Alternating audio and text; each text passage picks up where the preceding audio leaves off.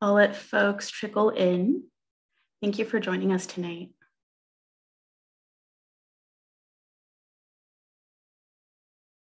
All right. Hi, everybody. Thank you for joining tonight. My name is Daisy Quinones. My pronouns are she and her.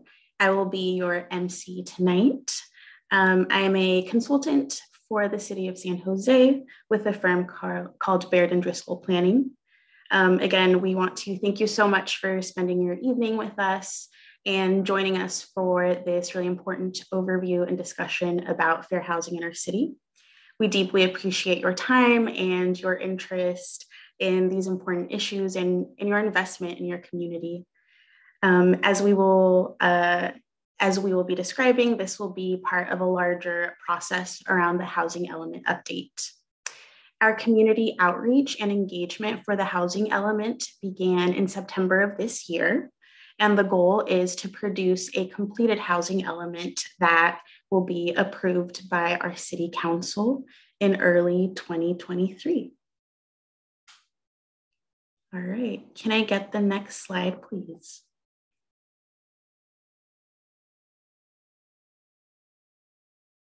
Great. Tonight, I want to make sure you know that we have interpretation available for both Spanish and Vietnamese. To toggle to the interpretation button, so on your Zoom screen at the bottom of it, if you expand it, you'll see your control panel. There you should see a small, it looks like a little globe icon, and it says interpretation. And then go ahead and select the language you want to listen this meeting in tonight. And I will let our Vietnamese and our Spanish interpreters chime in here and let you know how to get there as well. Can we hear first from our Spanish language interpreter, please?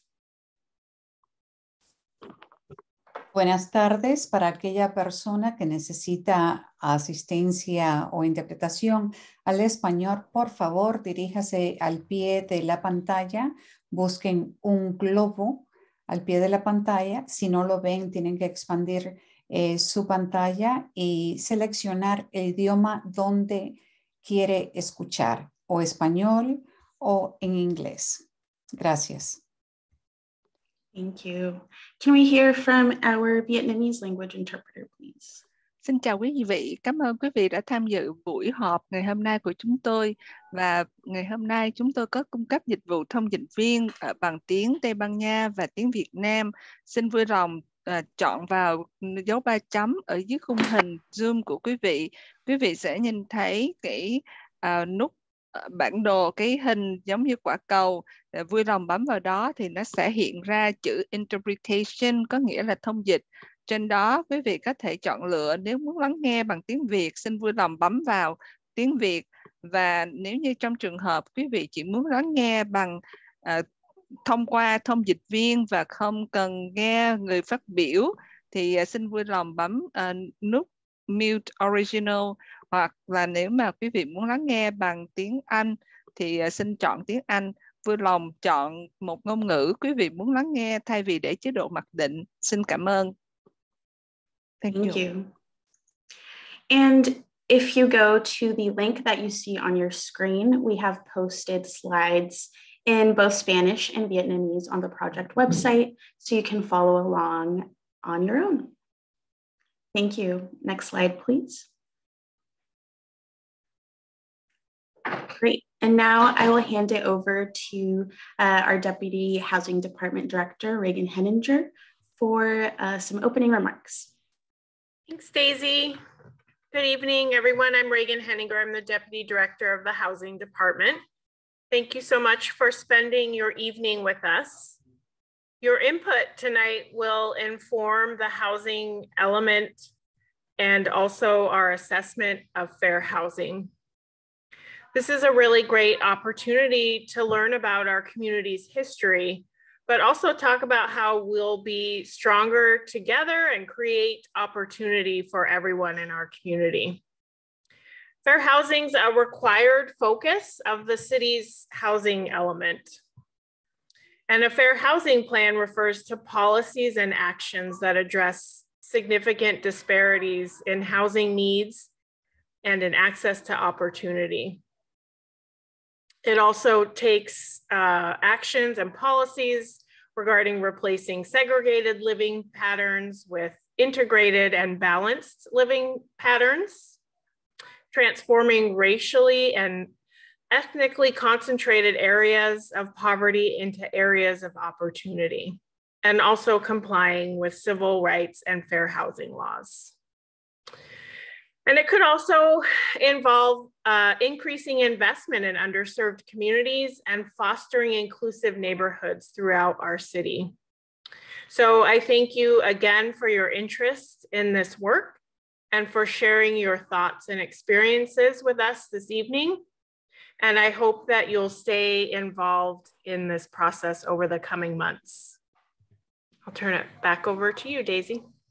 Thanks, Reagan. Can I get the next slide, please? Thanks. All right, this is our agenda for tonight. So first, we'll be giving an overview of the housing element. And for this round, how it'll incorporate an assessment of fair housing, as well as strategies to further affirm fair housing. Next, we will provide a brief history of segregation in San Jose. We'll also go a little more in depth on the issue of fair housing.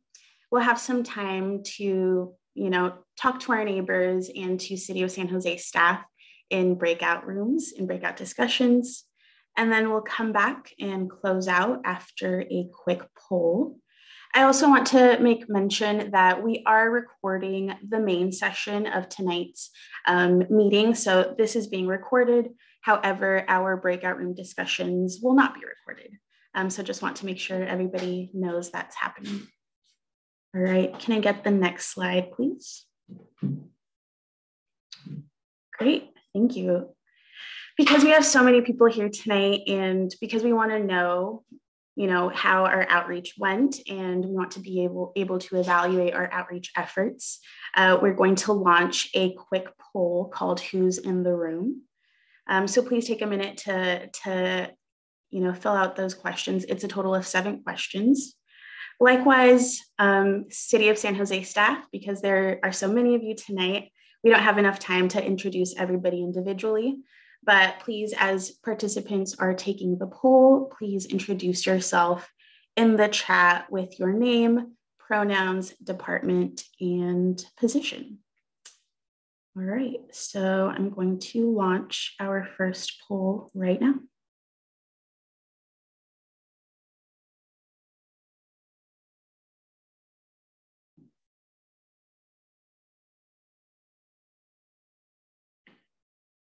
And if you're having any issues with the poll, please, can everybody see the poll? If you could give me like a thumbs up.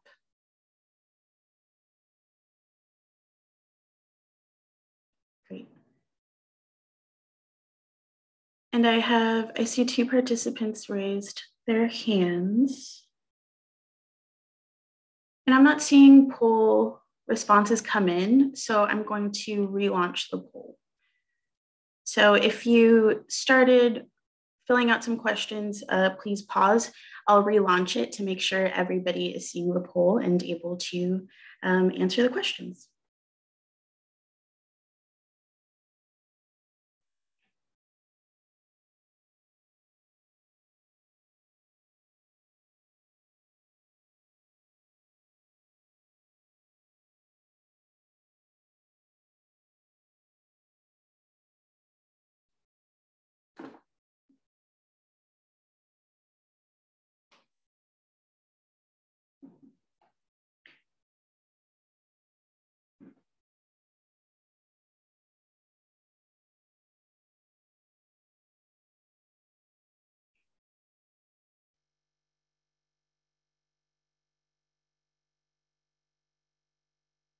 Thank you all for taking a moment to do that. I'll give it another minute.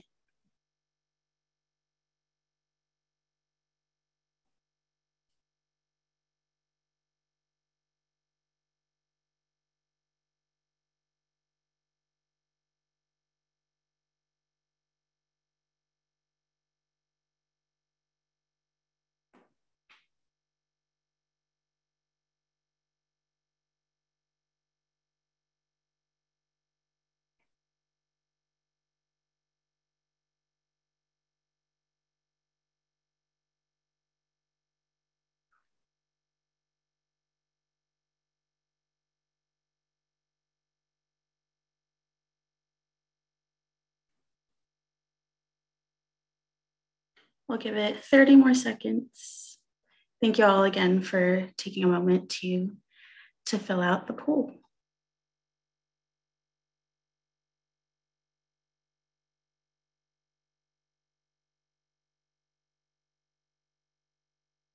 All right, I'll close it now. Thank you again. All right, can I get the next slide, please?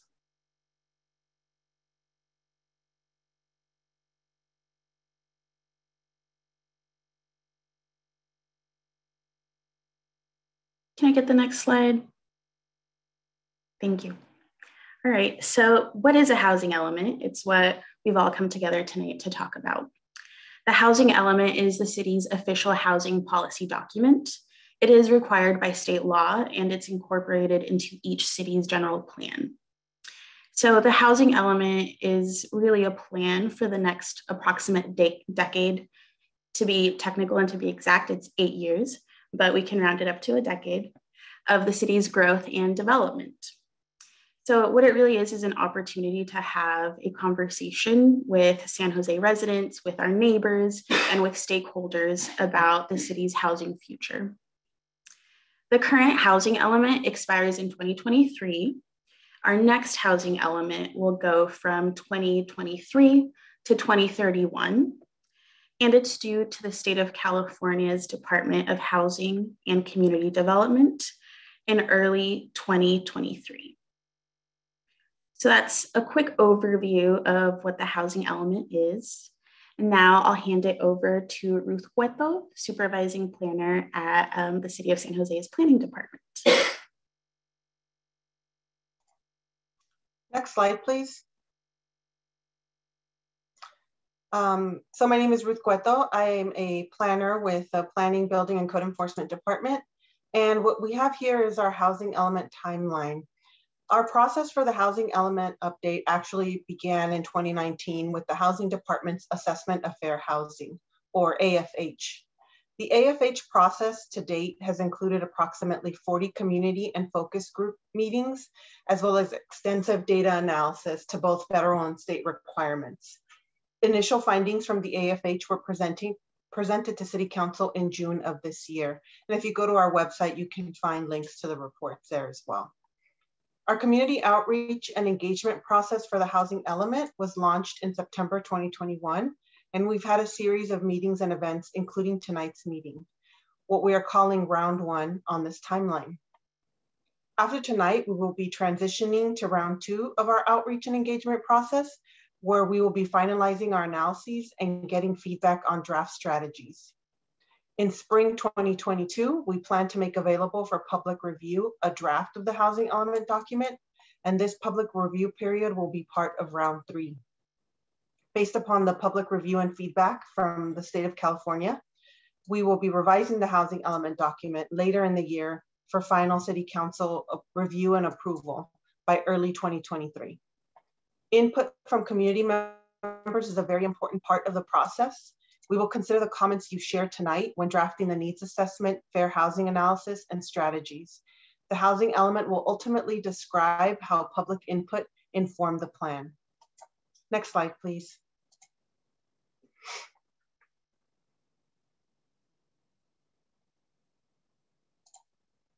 So this is, these are the key components of the housing element. We will have a housing needs assessment. So we're looking at economic and demographic data and listening to community input. For example, what are the city's projected housing needs?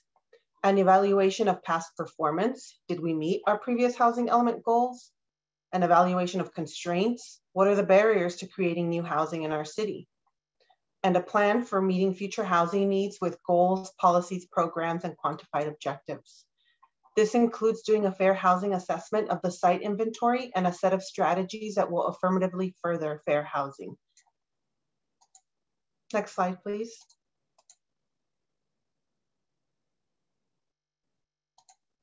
So why affirmatively further fair housing? Well, one of the reasons is that it's required by California state law, AB 686, which requires that all housing elements address fair housing. Fair housing is about preventing housing discrimination.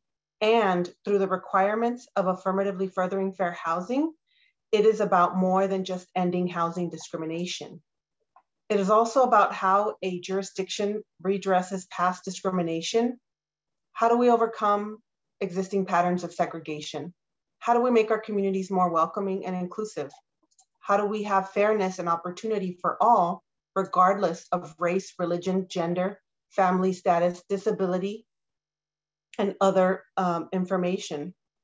Affirmatively furthering fair housing requires a both and approach, both improving access for all people who live in the neighborhoods that currently have the most resources and opportunities, and also increasing investment in neighborhoods which have historically been subject to discrimination and disinvestment. Next slide, please. These are just a few examples of fair housing issues. Large families, when a renter is evicted because they don't display certain behavior. And so we wanted to provide you a little bit more clarity on what we mean when we talk about fair housing. Some issues are about discrimination on an individual level. And then we have more issues that are systematic. They're more about policies or infrastructure and investment. For example, some neighborhoods don't have curb cuts in sidewalks, making it harder for physically disabled residents to get around. Lower income neighborhoods tend to have fewer street trees, and therefore hotter temperatures, more heat stroke, and more heat-related illnesses happen in these areas. And some fair housing issues intersect with discrimination in other areas, like in income and employment, and together create larger patterns, like that renters are more likely to be non-white, and that people who pay too much for housing are more likely to be Latino, Latina, or African American. All of these issues play into larger patterns of segregation, where we can see definable patterns of where people live in the city on the basis of race, ethnicity, and other protected characteristics. And now I'm gonna pass it on to my colleague, Josh.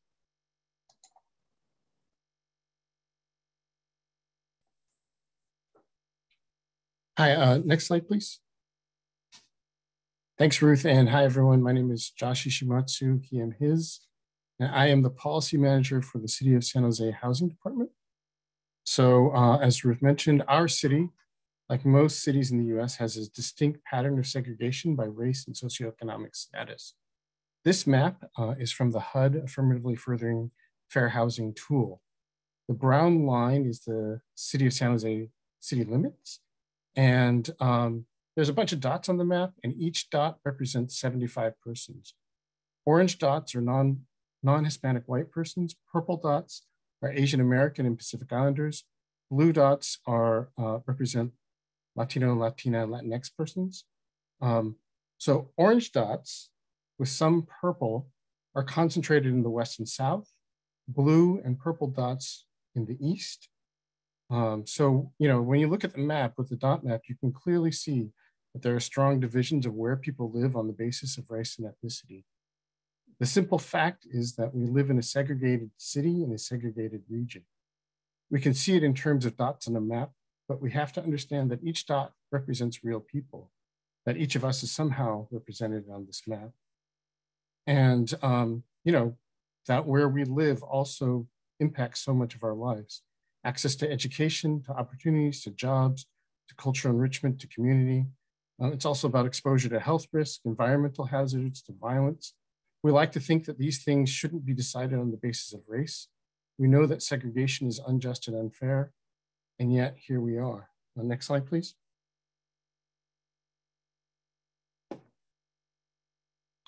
And so just to note that I'm going to be talking about the history of segregation in San Jose, which can be a difficult topic and painful to face, especially for people whose families have been in San Jose for multiple generations, like mine has, but it's necessary. These are important issues for us to confront, no matter what our starting point is.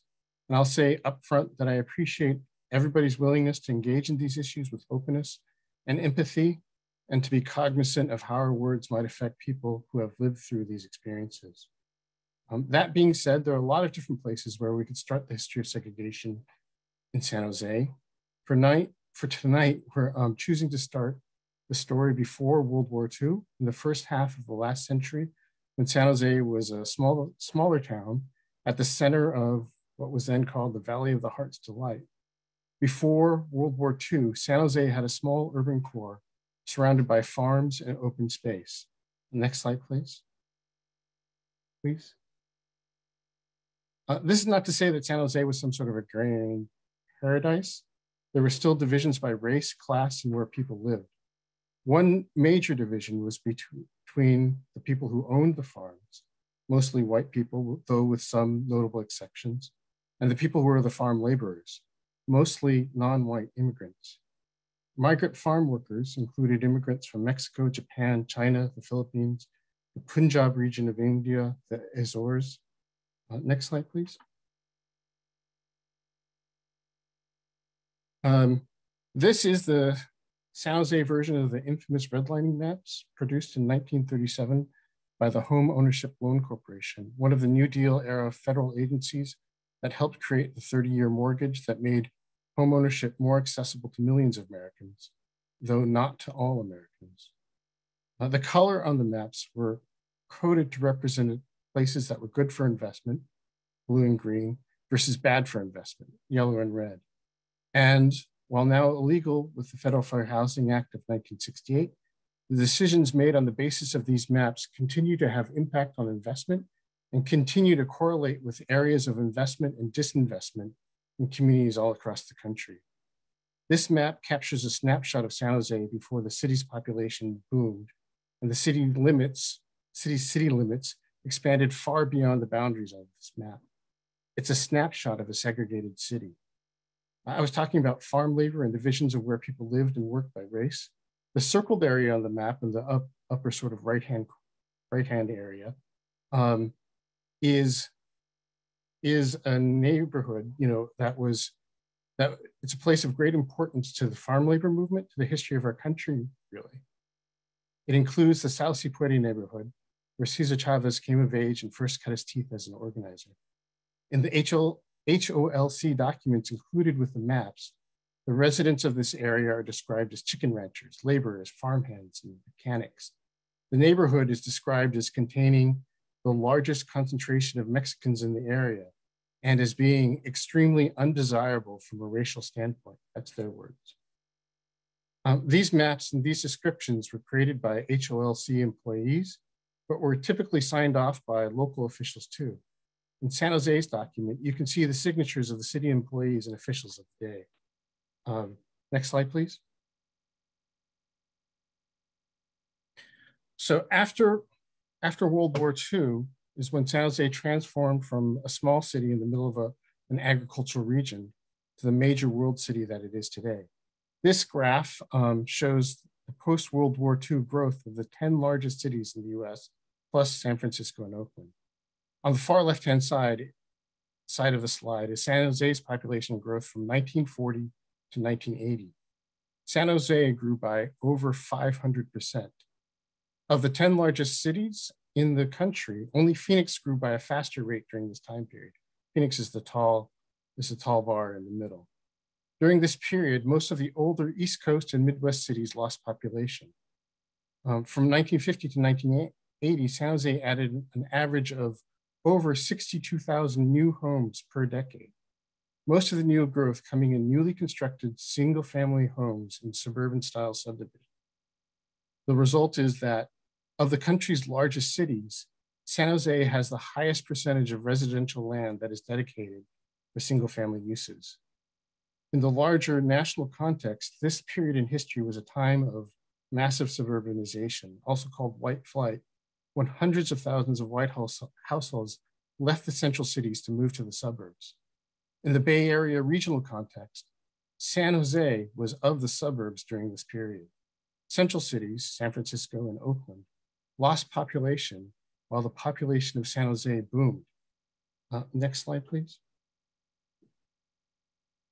This boom, the funding for this boom, was made possible through the guarantees of the underwriting of newly created public and quasi-public institutions like HOLC of the redlining maps, the Federal Housing Administration, Fannie Mae, and Freddie Mac, all of which, if you look at their historic documents, like their official underwriting guidelines, all of which encouraged investment in white neighborhoods for white people and discouraged investment in communities of color, and encouraged developers to engage in racist and exclusionary practices, such as racially restrictive covenants.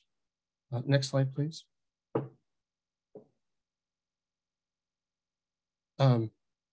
This is a photo from 1976. It's the construction of the freeway interchange between 680, 280, and 101 in San Jose, south and east of downtown. San Jose's massive growth during the post-war period also never would have been possible without the investments in infrastructure to create the freeways, the expressways, the utilities, sewage processing capacity, et cetera. The parts of our lives which seem so background and normal. But prior to this post-war expansion, most of Santa Clara Valley was dirt roads. This transformation required combined billions of dollars in investment through private, federal, state, and local funds. Nationally, during the same time, this infrastructure not only helped pave the way for white flight, but it was also systematically and repeatedly used to further segregation, bulldozing communities of color and creating physical barriers between white and non-white communities.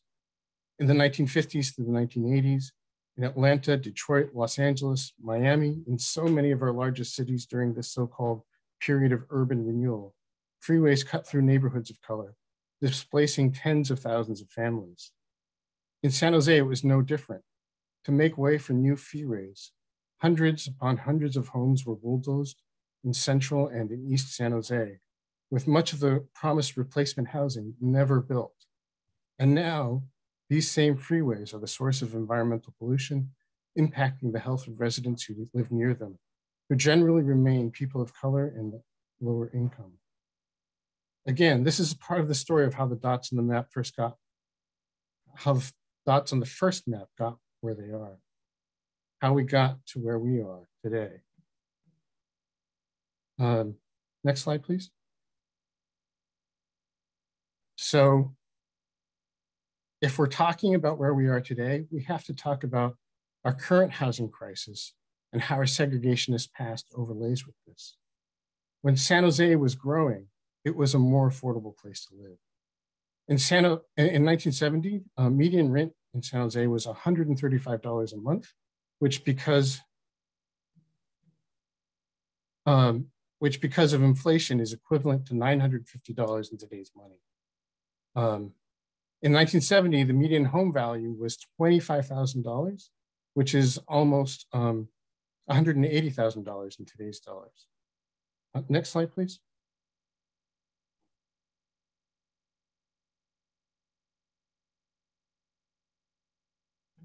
Starting in the 1970s, California real estate prices began to increase faster than the rest of the country. In San Jose, starting with the tech boom in the 1980s, real estate prices have been increasing faster than the rest of California. And so now, San Jose is one of the most expensive places to live in the United States for both rental and home ownership. Putting this into context with fair housing, the Federal Fair Housing Act was passed in 1968, which means if you're a low to moderate income person of color living in San Jose, you only had a small window of time, less than a decade really, where homes were reasonably priced and where the law was on your side in terms of it being illegal for sellers and lenders to actively discriminate against you.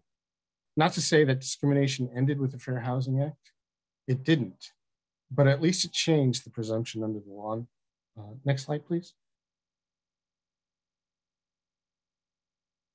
And even, after the passage of the Federal Fair Housing Act of 1968, things didn't suddenly become fair and equal. This is national data from the Federal Reserve, and I'm going to be spending a little bit more time with this slide than some of those because it's so important and it's so critical to understanding why affirmatively furthering fair housing is necessary.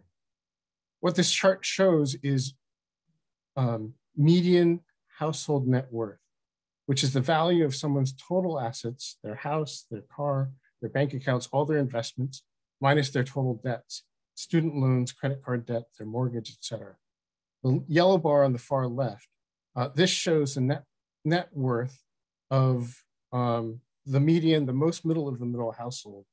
and that's about $120,000. So that's how much wealth the average American household, you could say, has.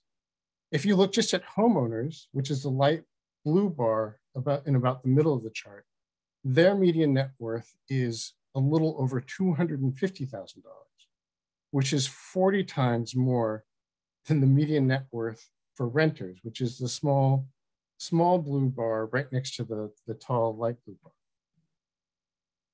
bar.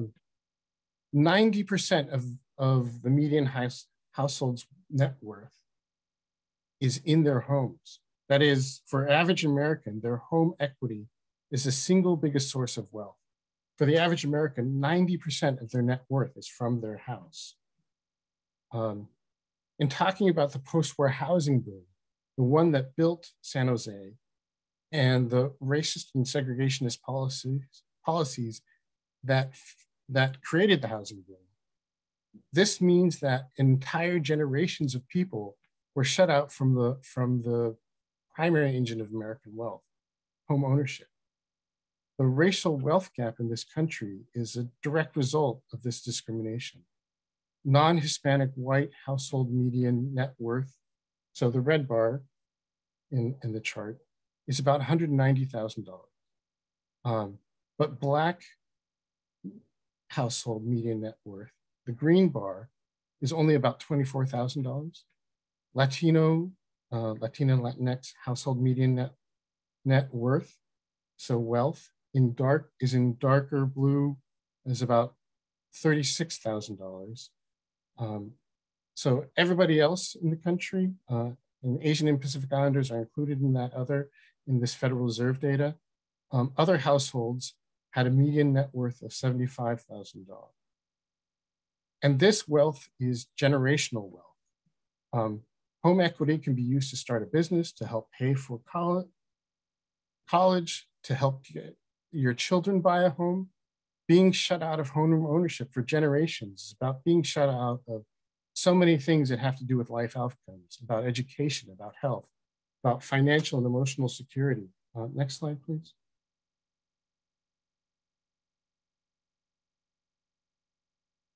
So, as I said, segregation's impact can be seen in the racial wealth gap, but it's also about so much more than the racial wealth gap. There are decades of data and research about the negative impacts of segregation. So, for example, this map is a combination of a variety of different health indicators, including things like health insurance coverage and exposure to environmental hazards. The lightest green, the light aqua, and the darkest blue are the places with the highest health risks. So this map, if you overlay it with the dot map shown earlier, the places with the highest health risks will be the places on the map also having the lowest concentrations of non-Hispanic whites. So even controlling for other factors such as race and income, people who live in segregated areas have their health affected by segregation. And this is also consistent with data around educational outcomes, life expectancies, incarceration rates. Segregation affects people's lives in deep and fundamental ways and has impacts that pass from generation to generation. So with that, I will pass the microphone to Kristen Clements. Thanks, Josh. Next slide, please. I'm Kristen Clements. I'm a division manager in the housing department.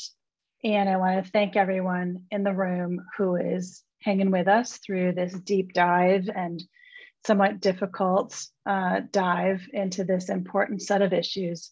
We wanted to set the historical context for how we got to where we are today, just to kind of point out that we didn't get here by accident, and we need to think about how we move forward in an intentional way. So just to summarize, these are some of the big kind of bottom line points from the history and the current impacts of the segregation that we have today to work on. First, government policies and private sector practices have not been race neutral. They were explicitly racist in the past, actually, and they have contributed to the outcomes that we see today. And as Josh very cogently explained, This has negatively impacted the ability for families to transfer wealth between generations, for them to advance economically and to and realize opportunities as they come. It has explained part of the reasons why our city is segregated by race and by income. It is explaining how our neighborhoods today even have disparities in access to opportunities and resources and other factors that affect people's basic quality of life. And how these disparities have translated into histories of some areas having concentrated poverty and other areas having neighborhoods with high resources, great schools, and lots of opportunities for the residents that live there. And they're quite exclusive by nature of their the affordability or lack thereof of the housing that's there and the types of housing that's there and the lack of diversity in the product types that are there. So all of this points to why it's so important for us to think and affirmatively further fair housing in our city. Next slide. You saw this slide earlier when Ruth spoke to it, and we're putting it up again just to remind ourselves about the purposes of affirmatively furthering fair housing.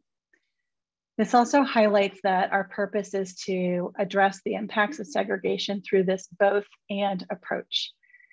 Both increasing the access of all people to be able to live in neighborhoods that have good resources, and to increase the investments that improve people's lives that live in areas that have racial and ethnic concentrations and have high poverty rates.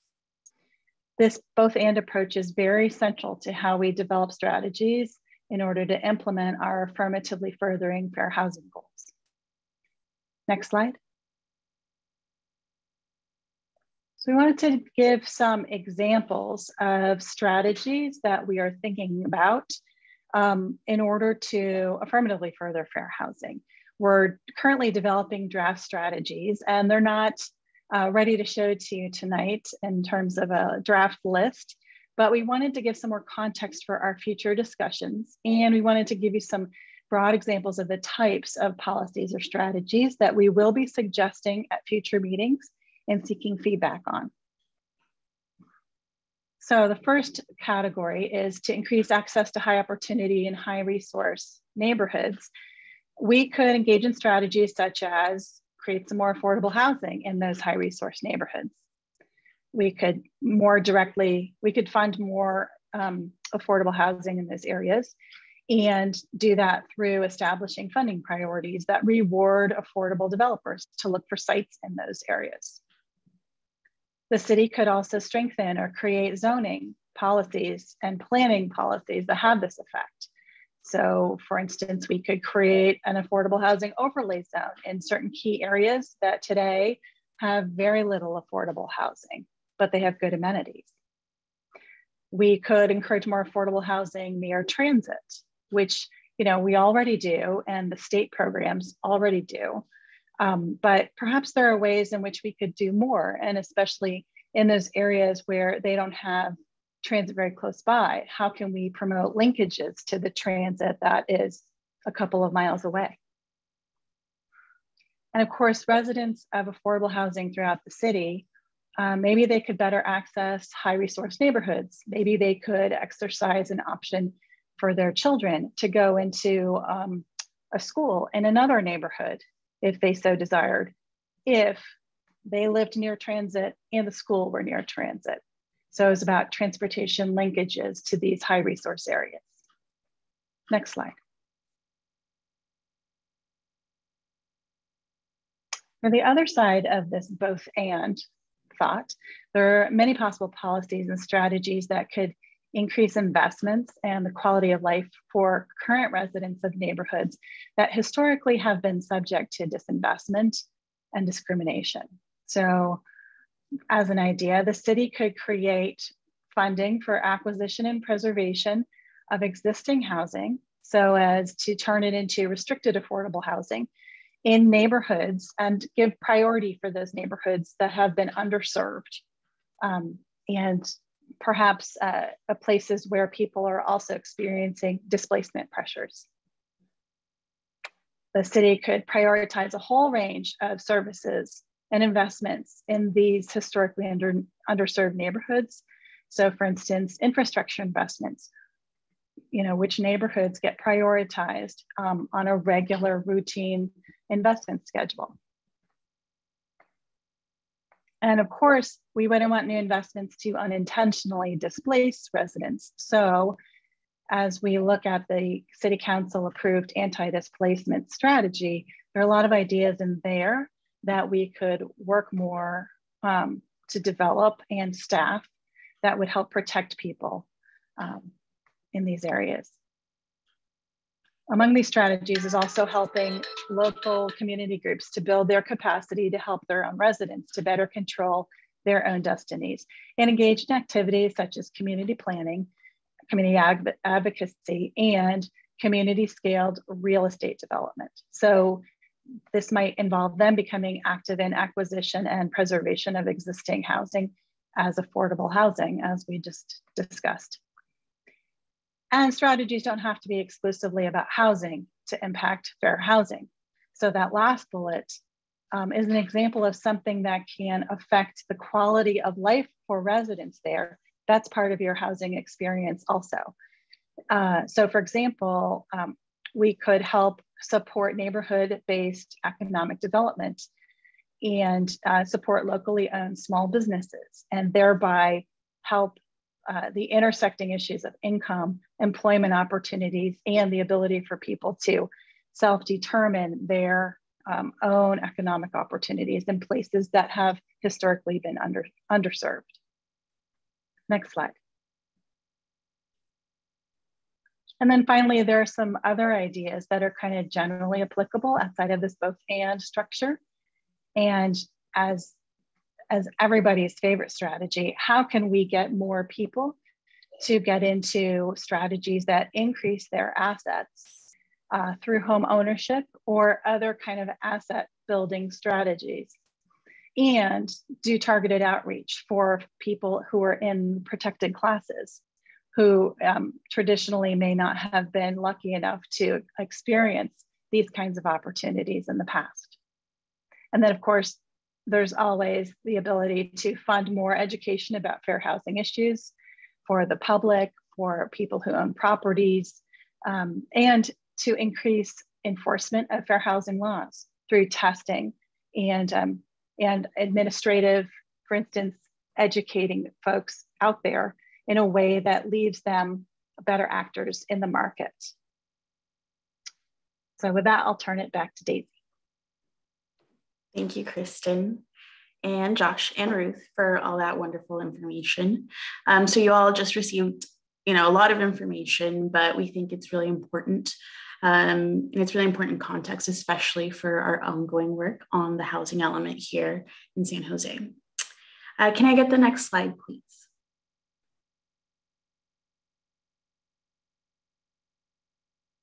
Thank you. Now we're going to transition to the interactive part. So we're going to break out into discussion groups.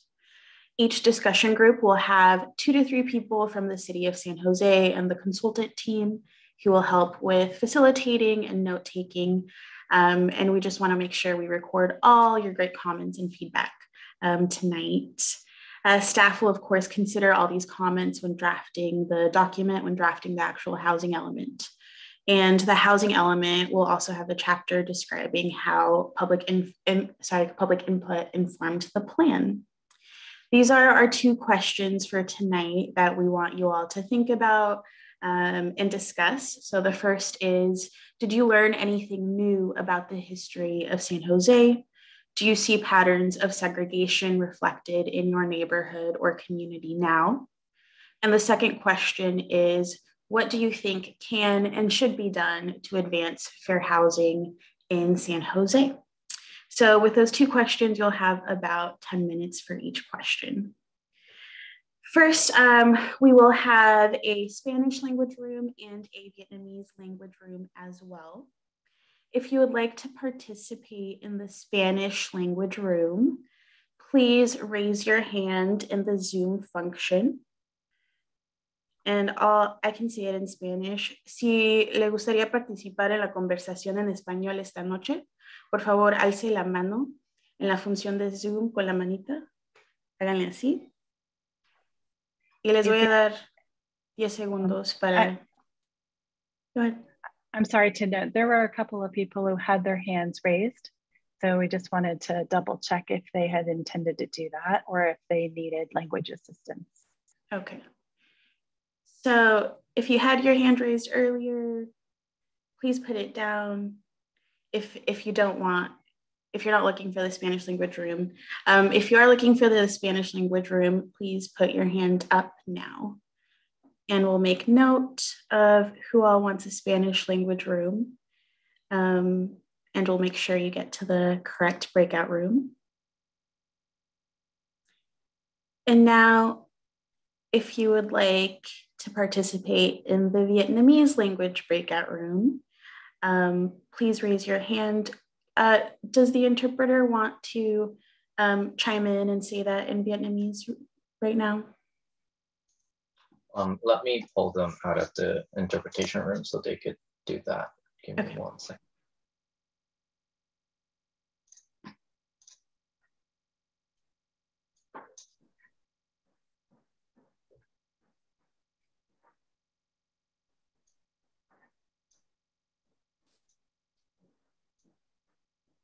Quinn? Hi, this is Gwen. All right, you are in the main channel now. Thank you.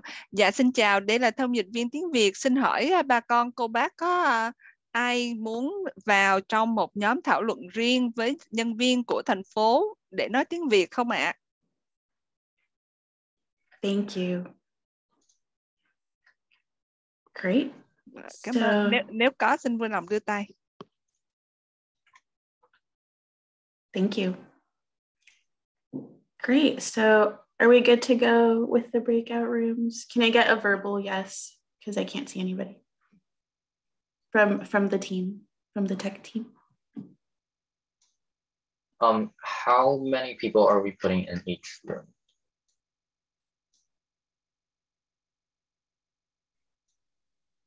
From the public.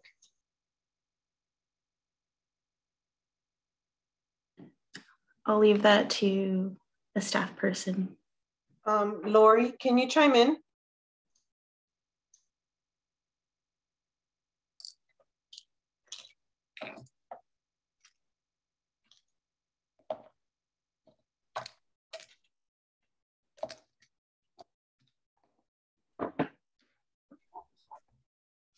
And thank you all so much for your patience as we figure out breakout discussions. Hopefully we'll get going in just a second. I'm sorry, this was literally the exact time when my kids came in screaming. Right when you asked me to unmute. What's the question or issue right now? How many people are we putting in each interpretation room or each breakout room? Sorry. I'm having trouble doing the math. I think about I count 25 staff. So subtract that from 78. I think about 7, if I'm doing the math right. Okay.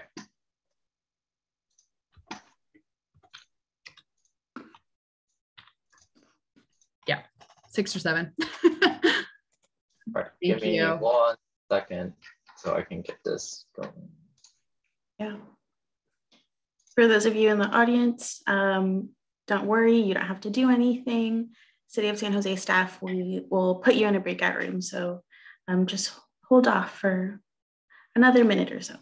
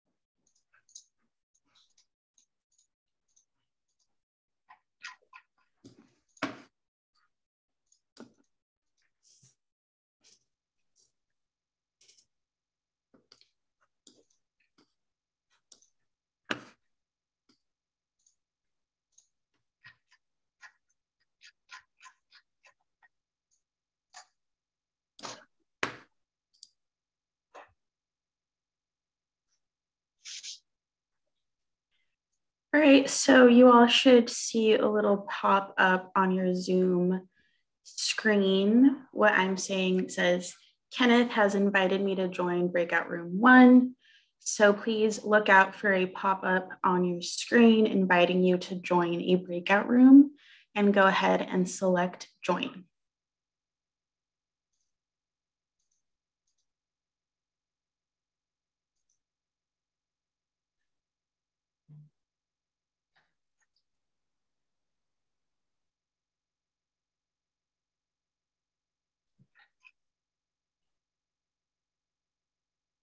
All right, I'm going to head to the breakout room now.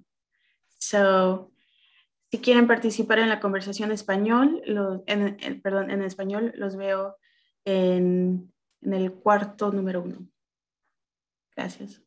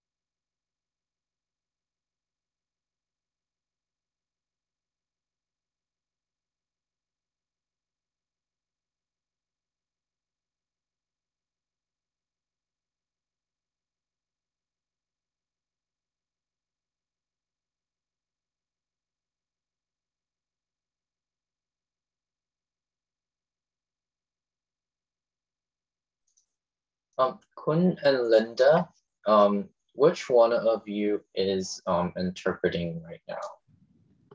Linda is in the interpreting mode. Queen has not been assigned yet. So which room would you like me to go into?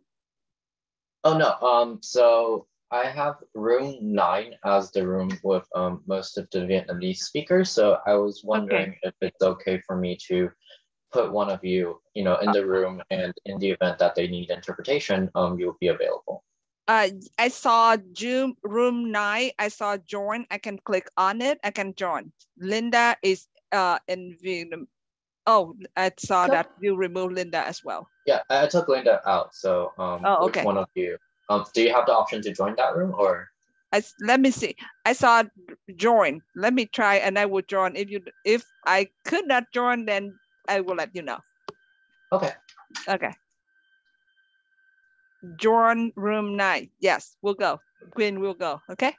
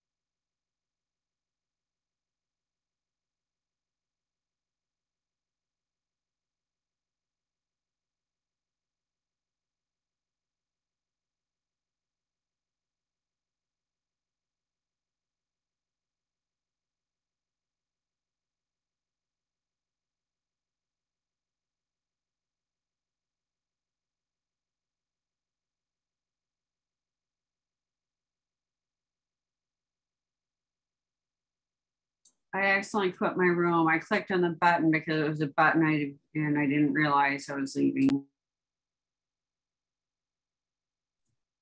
Hi, welcome back, Catherine. No worries. The breakout rooms are ending in a couple of seconds for everybody. So you just snuck out just a tiny bit early.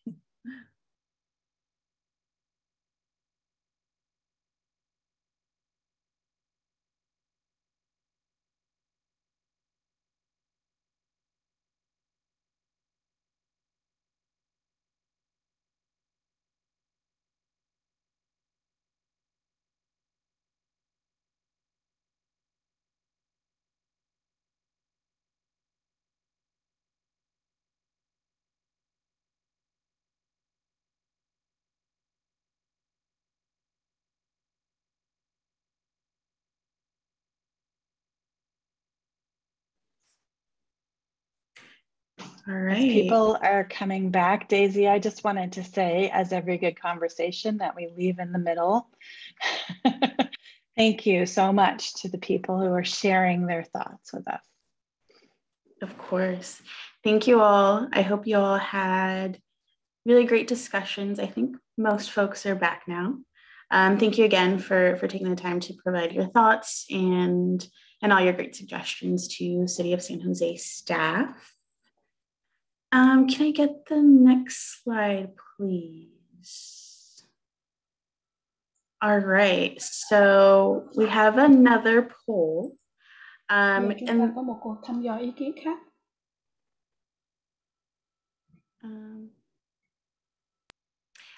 we have the interpretation going again? Let me do that real quick. Okay. So we'll just take a moment to make sure the interpretation is on again so everybody can listen in and understand.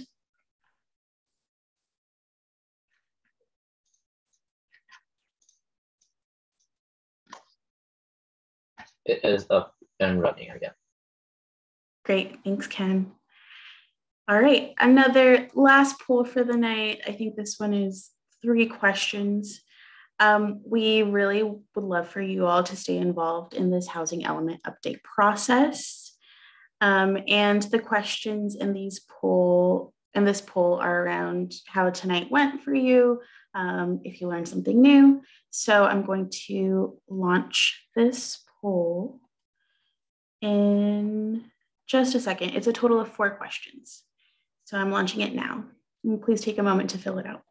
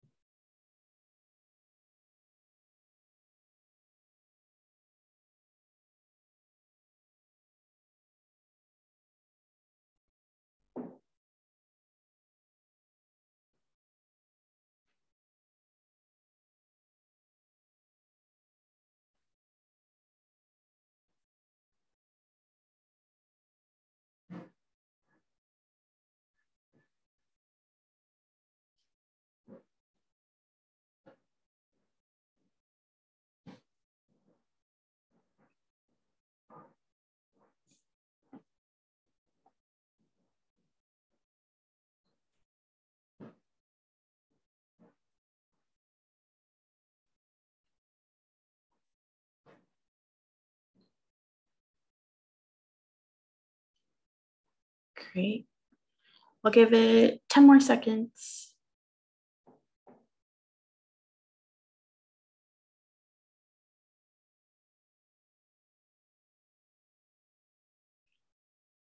Great. Almost 100% participation. Thank you so much. I'm going to end it now. All right, can I get the next slide, please? Thank you. Thanks again for participating on the poll and providing all your great comments. All your comments have been recorded and your feedback will be incorporated into the next phase of this housing element update work. Just to remind everybody, the next phase of this work will be the actual development of the city's strategies to guide the housing development over the next 8 years or so. So we really hope you sign up for ongoing notices, because during the first part or the first quarter of next year, Leading into April, there will be a public release of the draft housing element. And then the city will continue holding public meetings as they develop strategies. So we really hope you stay plugged in. And we hope you invite your neighbors as well to join if they haven't been a part of this, or your family members in San Jose. We definitely want to hear from as many folks as possible. And the city will, continue soliciting feedback from its community members about the strategies as they draft them. So as summarized earlier, in the night after the city releases the draft housing element document in spring of 2022, they'll be revising the housing element for the final approval by City Council before the first part of 2023. Next slide, please. Great. Again, these are more ways to stay plugged in. Please make sure to visit the project website, as you can see on the screen. If you have any questions or thoughts, maybe you didn't get a chance to get a question in tonight, or maybe tomorrow you're remembering this great meeting, how much fun you had, and then you remember, I should have made the suggestion. Please go ahead and email at housingelement@sanjoseca.gov. And before we close out, we have a couple minutes. Does anybody from the city of San Jose want to say any closing words? I'll just say thank you to my group. We got cut off mid sentence before I got to reiterate that. So really appreciate everyone's time and openness for sharing. Thanks for being here. Thank you. And it's great to meet your baby, Lori. Thank you. So precious. Nighttime routine. Bedtime. We have one person with their hand raised. Paul, if you can unmute yourself. Yeah, one thought, if we're having a long-term projection on housing here, we cannot build over 20 stories right now because of the airport, or 20 some odd stories. If the airport were ever moved, that could allow the city to go vertically much further. You could have a lot of high-rise buildings, whether it's housing, whether it's commercial or anything else. Thank you, Paul. Thank you for that suggestion. All right. Well, with that, we will let you all go. Thank you all again so much for taking the time and joining tonight. Again, we hope you invite your friends, neighbors, families to join our next housing element update event, and make sure you stay plugged in. And thank you again. Thank you. Have a good night. Have a good night. Thank you, everyone. So nice to talk to y'all. Take care. Thanks, Daisy. Ken, thank you so much. We appreciate everything that people contributed. Thank you. Bye, everyone. Night.